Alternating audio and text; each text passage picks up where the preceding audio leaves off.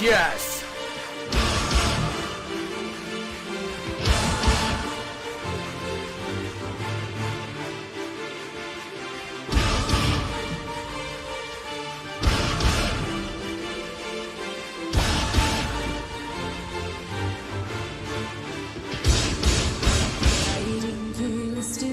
In the cage, the deep breath I took still poisons my lungs. An old oak sheltering me from the blue, sunbathing on its dead frozen blues. Nothing goes down on streets of story time and the river dust. Rubber meets the weapons and the light, raging hurricanes, drunk tentacles. The son of me is stuck in need of a courageous symphony. Thoughts of me first in need of a God singing beat to peace. Good place to stop. Man, I forgot how, like, big production-wise this Vakken show was. Right out of the gates, you're getting pyro. As we've talked about different kinds of pyro in this, those are clearly gas-based flames, most likely propane, because that is obviously the most common thing that they use at live shows like this. I didn't get a good count, but it looks like there was at least a dozen flame heads on that stage. And it's always interesting with pyro because there are a lot of parts in bands' live shows that are kind of choreographed. They know where they need to be at what parts for solos and where they want to be on stage to interact and stuff. But when you start throwing pyro in, you've got to really know where you're at. And the sign of a really good pyro guy too, because they have to watch, is that if they see a band member that forgets that there's pyro coming up and they're like too close to a flame head, they need to know not to do that effect. And the guy that trained me in pyro, his name is Randy Bast. He owns High Tech Special Effects in, I think he's out of Memphis. He always told me the difference between a good pyro guy and a bad pyro guy is that the good pyro guy knows not when to press the button. So pretty cool. We'll get into some gear and stuff like that later, but let's keep going.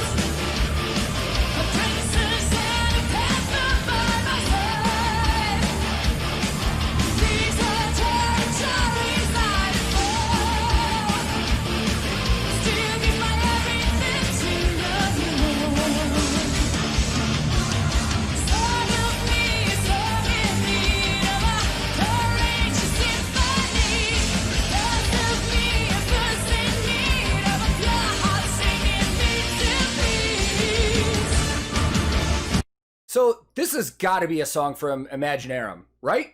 I don't know, because I haven't listened to the whole album yet because there's still stuff I want to react to, but it just has that vibe with a lot of the little breaks with Tuomas's piano parts and stuff like that.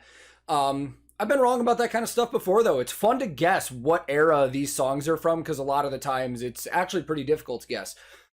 But one of the most interesting things about this show, once I got to know the band, was that at this point, Floor was not an official member of the band yet. Now, some people like to argue, and they're like, well, they asked her like months before this if she would join the band. And I'm not talking about that. I'm talking about to the public eye, she was not an official member of this band until, I think, let's see, this is August, September. Yeah, like 2 months after this.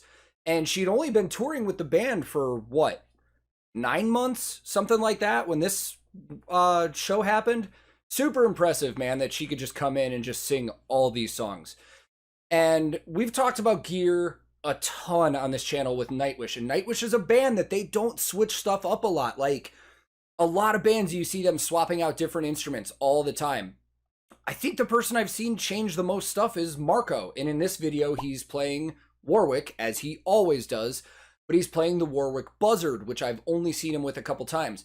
Buzzard is a super cool bass, man. It was originally designed by the owner of Warwick and John Entwistle of The Who. He wanted to design something super cool, super crazy, that felt comfortable and sounded good. And to me, it's one of the most unique basses I think I've seen. And it's instantly, immediately, I could tell you that it's a Buzzard without even seeing the body of the guitar, just from the headstock. Like, most Warwick headstocks look the same, except for that one. So, love that, man.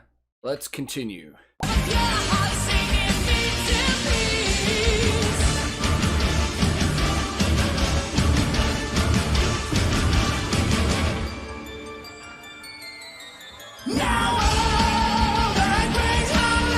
Yeah, Marco.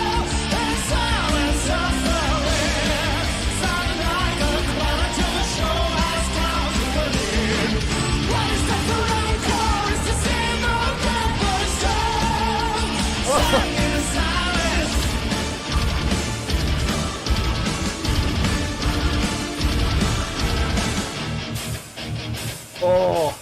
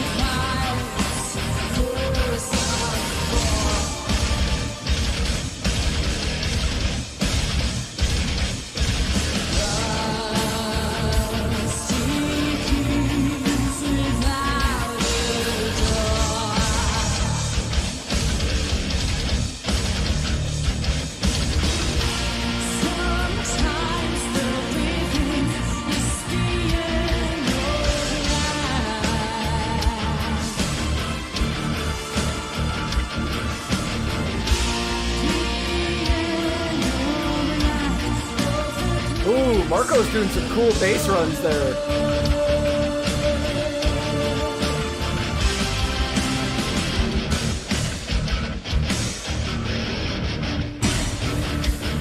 All right, let's stop really quick because we're getting close to the end. I want to knock out some more gear stuff. Yuka back on the drums for this performance. Obviously, he was still a full-time member of the band then before Kai came in. Exclusive artist of Tama drums and Paiste cymbals. And even though he is now like retired from playing but still works behind the scenes with the band, still endorsed by those drum companies. That's how big of a presence he was, that even after his playing career, he's still listed on their websites as an exclusive artist. That's super cool.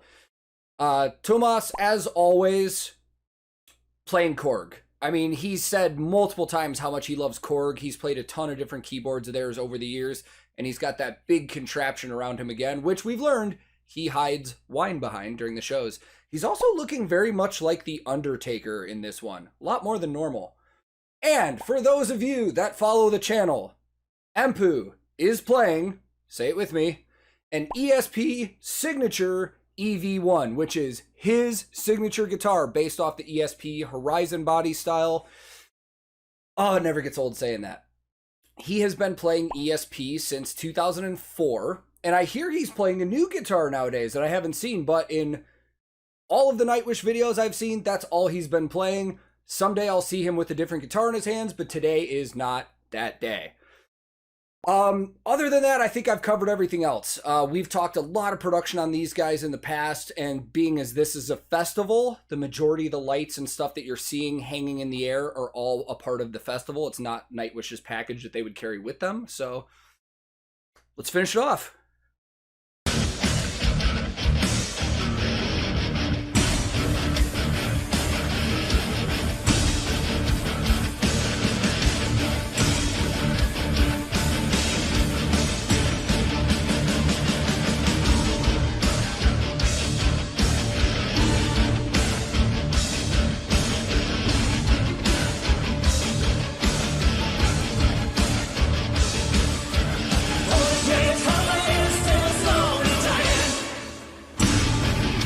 There we go.